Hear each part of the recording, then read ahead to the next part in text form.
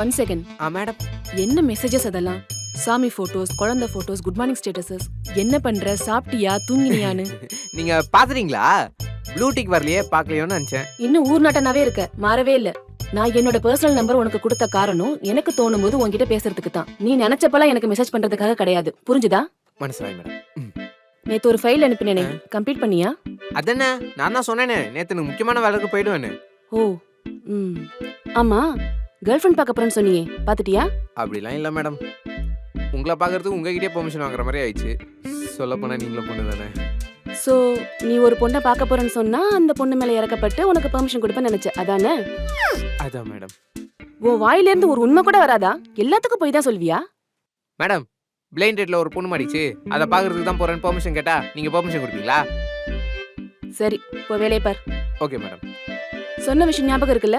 நான் உங்களை மேடம் கூப்பிடணும். அது இல்ல, நீயும் நானும் டேட் போனதா யார்கிட்டயும் சொல்லக்கூடாது. சொல்லல, யார்கிட்டயும் சொல்லல. நான் எங்க போய் சொல்ல போறேன்?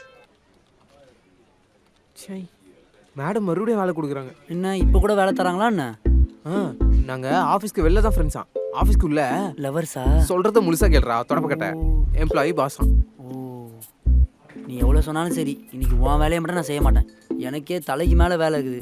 வேணா நாளைக்கு பண்ணு. டேய் மேடம் இன்னைக்கே முடிக்கணும்னு சொல்லியிருக்காடா.